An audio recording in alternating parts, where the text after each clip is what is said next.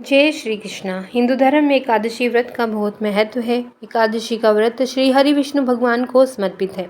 ज्येष्ठ माह में पड़ने वाली निर्जला एकादशी का व्रत सभी एकादशी के व्रतों में सबसे कठिन माना जाता है। इस व्रत को बिना जल ग्रहण रखना होता है। निर्जला एकादशी का व्रत सभी एकादशी में महत्वपूर्ण भी होता है। निर्जला एकादशी के व्रत को रखने से साल भर में पड़ने वाली एकादशी के बराबर ही फल की प्राप्ति होती है।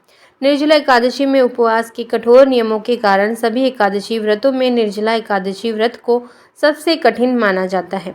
अगर आप साल में पड़ने वाली 24 एकादशी के व्रत नहीं रख पाते तो ज्येष्ठ मास में पड़ने वाली निर्जला एकादशी का व्रत रखने से आपको दूसरी सभी एकादशियों के बराबर लाभ मिलता है। इस व्रत में दान पुण्य का भी बहुत महत्व बताया गया है। घड़े का दान इस एकादशी में जरूर करना चाहिए। एकादशी तिथि की शुरुआत होगी 17 जून 2024 को सुबह 4:43 पर लग जाएगी। वहीं एकादशी तिथि 18 जून 2024 को सुबह 6:24 पर समाप्त होगी। उदया तिथि होने के कारण निर्जला एकादशी का व्रत 18 जून मंगलवार को रखा जाएगा। निर्जला एकादशी व्रत का पारण 19 जून 2024 बुधवार के दिन किया जाएगा।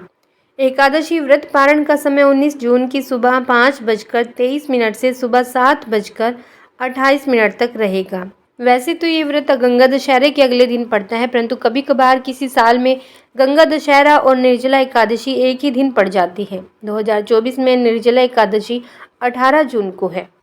पौराणिक कथा के अनुसार एक बार पांडु पुत्र भीमसेन ने महर्षि वेद व्यास जी से पूछा, मेरे परिवार के सभी सदस्य एकादशी का व्रत करते हैं और मुझे भी ये व्रत करने के लिए कहते हैं, लेकिन मुझसे भूखा नहीं रहा जाता, इसीलिए मुझे कोई ऐसा उपाय बताएं जिससे मैं इस परेशानी से निकल सकूं। इस पर महर्षि वेदव्यास ने जवाब देते हुए कहा, भीम, तुम्हें सिर्फ निर्जला एकादशी का व्रत रखना चाहिए। इस व्रत में अन्न और जल कुछ भी ग्रहण नहीं किया जाता और इसे करने से तुम्हें साल में आने वाली सभी एकादशियों का फल प्राप्त हो जाएगा और तुम पाप मुक्त भी हो जाओगे। ओम नमो नारायण। निर्जला एकादशी करने से भगवान विष्णु की मनुष्य पर कृपा बनी रहती है। निर्जला एकादशी के व्रत रखा हुआ व्यक्ति दीर्घायु और मोक्ष की प्राप्ति भी करता है। इस दिन इस व्रत में पानी पीना वर्जित होता है, इसीलिए इसे निर्जला एकादशी कहा जाता है। निर्जला एकादशी का व्रत करने से धर्म, अर्थ, काम, मोक्ष की प्राप्ति होती है। जैसा कि आपको बताया गया है कि 18 जून को निर्जला एकादशी व्रत रखा जाएगा, तो इस दिन एक विशेष तिथि और भी है। इसी दिन सर्वार्थ सिद्धि योग का निर्माण होने जा रहा है। सर्वार्थ सिद्धि योग का समय सुबह 5:24 से लेकर सुबह 6 बजे तक रहेगा। निर्जला एकादशी के दिन सुबह स्नान करके सूर्य देव को अर्घ्य जरूर दें। इसके बाद आप पीले वस्त्र धारण करें और भगवान श्री हरि विष्णु की पूजा करें और व्रत का संकल्प लें। भगवान श्री हरि विष्णु को पीले फूल, तुलसी दल, पंचामृत अर्पित करें। साथ ही भगवान श्री हरि विष्णु और माता लक्ष्मी के मंत्रों का जाप भी करें। व्रत का संकल्प लेने के बाद अगले दिन सूर्य उदय होने तक जल की एक बूंद भी इस व्रत में ग्रहण नहीं की जाती। आपको पता ही है कि निर्जला एकादशी का अर्थ ही यही होता है कि बिना जल के इसमें अन्य और फलाहार का भी त्याग करना होगा। अगले दिन यानी द्वादशी की तिथि के बाद स्नान करके फिर से श्री हरि की पूजा करने के बाद अन्न जल ग्रहण करें और व्रत का पारण करें। निर्जला एकादशी के दिन दान का बहुत महत्व है। आप जरूरतमंद लोगों को दान करें, जिससे आपको मनोवांछित फल की प्राप्ति होगी और सभी पापों का नाश होगा। इस दिन एक चौकोर भोजपत्र पर गुलाब जल में केसर मिलाकर ओम नमो नारायणाय मंत्र 3 बार लिखें। एक कुशल के आसन पर बैठकर भगवान श्री हरि के विष्णु सहस्त्र नाम का पाठ करें। पाठ के बाद भोजपत्र अपने पॉकेट में रखने से धन धान्य की वृद्धि के साथ साथ रुका हुआ धन भी मिलेगा। इसे आप अपने पर्स में भी रख सकते हैं। ऐसा हमारे पूर्वजों और धार्मिक पुराणों की मान्यता है। किसी भी एकादशी के दिन आपको चावल नहीं बनाने हैं, ना ही खाने हैं। आपको यह याद होना चाहिए कि एकादशी के दिन कभी भी तुलसी के पत्ते ना तो तोड़े जाते हैं। यदि आपको बहुत ही ज़रूरी है तो आप उनको एक दिन पहले तोड़ कर रख लें। हमें निर्जला एकादशी के दिन शारीरिक संबंध बनाने से भी बचना चाहिए। निर्जला एकादशी के दिन घर में प्याज, लहसुन, मांस और मदिरा का भी सेवन नहीं करना है। मन को हमेशा शांत रखना चाहिए, जिससे किसी से लड़ाई झगड़ा ना करें। इस दिन किसी के बारे में बुरा ना सोचें और किसी का अहित ना हो, यह भी आप ध्यान में रखें। आइए जान लेते हैं पूजा सामग्री। श्री विष्णु जी का चित्र अथवा मूर्ति, पुष्प, नारियल, सुपारी, फल, लौंग, धूप, दीप, घी, पंचामृत, अक्षत, तुलसी दल, चंदन और मिठाई। धार्मिक मान्यताओं के अनुसार विष्णु जी को पीले रंग की चीज़ें बहुत प्रिय हैं। ऐसे में निर्जला एकादशी पर आप उन्हें केले का भोग जरूर लगाएं। इसके अलावा पीले रंग की मिठाई और मिश्री का भोग भी लगा सकते हैं। एकादशी पर विष्णु जी को पंचामृत का भोग लगाना चाहिए। इसे भगवान विष्णु के प्रिय भोग में भी शामिल किया जाता है। माना जाता है कि इसके भोग लगाने से घर में धन वैभव की कभी कमी नहीं होती। किसी भी उपवास में पंजीरी का भी बहुत महत्व होता है। यह भोग के रूप में बहुत शुभ होती है। आप निर्जला एकादशी पर भगवान विष्णु को पंजीरी का भोग जरूर लगाएं। यह उन्हें अति प्रिय है। इससे सभी अशुभ ग्रहों के बुरे प्रभाव से भी बचा जा सकता है। इस दौरान आप भगवान विष्णु को मखाने की खीर का भी भोग लगा सकते हैं। माना जाता है कि भगवान विष्णु को मखाने की खीर बहुत ही प्रिय है। इसके भोग लगाने से उनकी असीम कृपा बनी रहती है। निर्जला एकादशी पर आप ये 10 बातें अवश्य ही ध्यान रखें। ये काम की बातें हैं और बहुत ध्यान से ये बातें आप सुने।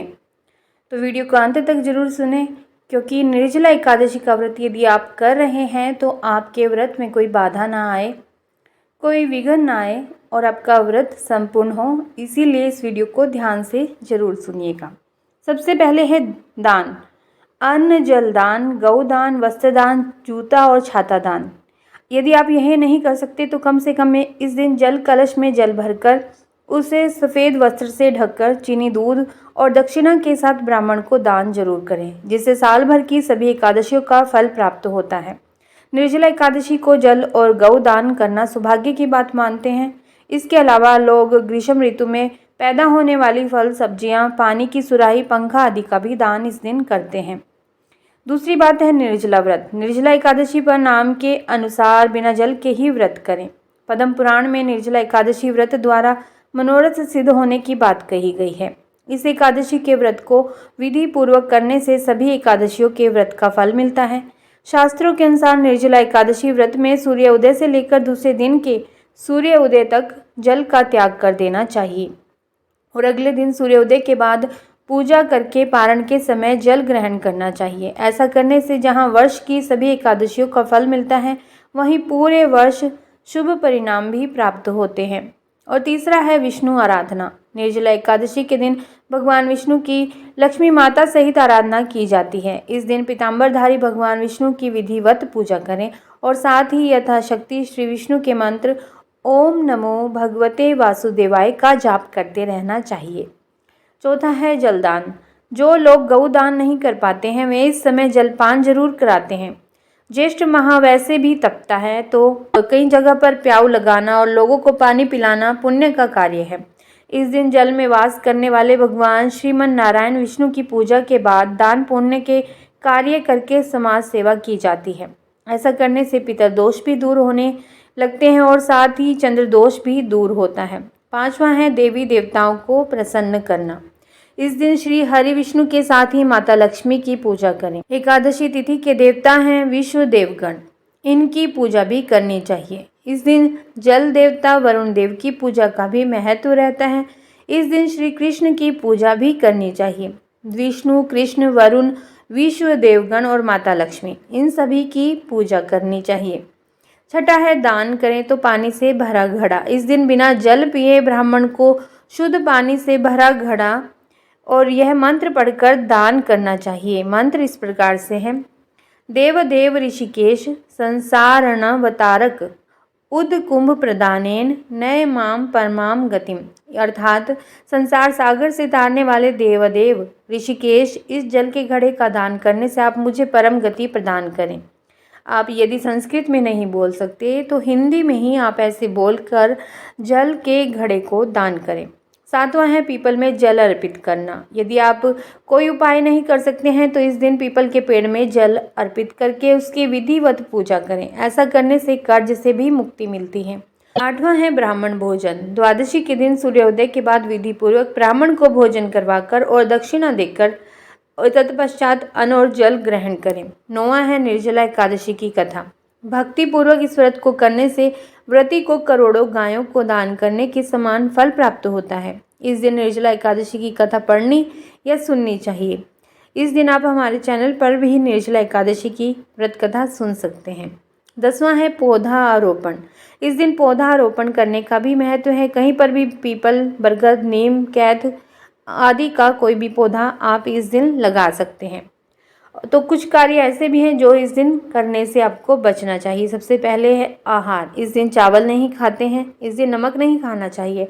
नमक खाने से एकादशी और बृहस्पति का फल नष्ट हो जाता है, इसीलिए इस दिन सात्विक फलाहार ही खाना चाहिए। इस दिन मसूर की दाल, मूली, बैंगन, प्याज, लहसुन, शलगम, गोभी और सेम का सेवन भी नहीं करना चाहिए। निर्जला एकादशी का व्रत कर रहे हैं तो व्रत से एक दिन पहले दशमी के दिन से ही अपने भोजन पर ध्यान दें। ना तो तामसिक मांसाहारी भोजन का सेवन करें। मदिरा सहित सभी प्रकार के नशे से भी दूर रहें। एकादशी के दिन पान नहीं खाना चाहिए, क्योंकि पान खाने से मन में रजोगुण की प्रवृत्ति भी बढ़ जाती है। और दूसरा है स्त्री संग प्रसंग नहीं करना चाहिए। इस दिन भूलकर भी स्त्री प्रसंग बिल्कुल नहीं करना चाहिए। मनसा, वाचा और कर्मणा ब्रह्मचर्य का पालन करना चाहिए। इस दिन व्रत करते समय किसी के प्रति मन में बुरे विचार न रखें। चुगली करने से बचें और कई बार अपमान का सामना भी इस दिन करना पड़ सकता है। इस तरह से आप क्रोध भी ना करें। यदि आपको ऐसा करना भी पड़े तो आप मौन रहें। हर तरह के वाद विवाद से बिल्कुल भी दूर रहें। और तीसरा है तुलसी से भी दूर रहना है। एकादशी के दिन तुलसी को जल अर्पित नहीं करना है, ना ही छूना है, क्योंकि तुलसी माता इस दिन उपवास में रहती हैं। चौथा है शयन। व्रत से एक रात पहले सोएं ना। पूरी रात भगवान विष्णु और माँ लक्ष्मी की आराधना करें। इस दिन पलंग पर भी सोना नहीं चाहिए, भूमि पर ही आराम करना चाहिए। पांचवा है अन्य नियम। इस दिन झाड़ू और पोछा नहीं लगाना चाहिए। पोछा आप नहीं लगाएं तो ही ठीक है, परंतु झाड़ू के बिना तो शायद आजकल काम भी नहीं चलता, क्योंकि इसलिए मना करते हैं झाड़ू और पोछा कि चींटी आदि सूक्ष्म जीवों की इन कार्यों को करने से हत्या का दोष लगता है। इस दिन बाल भी नहीं कटवाने चाहिए। इस दिन लकड़ी का दातुन ना करें। नींबू, आम या जामुन के पत्ते चबाकर कुल्ला कर लें और अंगुली से गला साफ कर लें। आइए सुनते हैं निर्जला एकादशी कथा का महात्म्य। साल की सभी 24 एकादशियों में से निर्जला एकादशी सबसे अधिक महत्वपूर्ण एकादशी है। बिना पानी के व्रत को निर्जला व्रत कहते हैं और निर्जला एकादशी का उपवास किसी भी प्रकार के भोजन और पानी के बिना किया जाता है। उपवास के कठोर नियमों के कारण सभी एकादशी व्रतों में निर्जला एकादशी व्रत सबसे कठिन होता है। निर्जला एकादशी व्रत को करते समय श्रद्धालु लोग भोजन ही नहीं बल्कि पानी भी ग्रहण नहीं करते। जो श्रद्धालु साल की सभी 24 एकादशियों का उपवास करने में सक्षम नहीं हैं, उन्हें केवल निर्जला एकादशी उपवास करना चाहिए, क्योंकि निर्जला एकादशी उपवास करने से दूसरी सभी एकादशियों का लाभ मिल जाता है। निर्जला एकादशी का व्रत अत्यंत संयम साध्य है। इस युग में यह व्रत संपूर्ण सुख, भोग और अंत में मोक्ष कहा गया है। तो यह थी निर्जला एकादशी के व्रत में क्या करना चाहिए, क्या नहीं करना चाहिए, वह सब नियम। ये सभी नियम यदि आप इस व्रत में करते हैं तो आपका व्रत कहीं से भी खंडित नहीं माना जाएगा और आराम से आप अपना व्रत भी कर सकते हैं।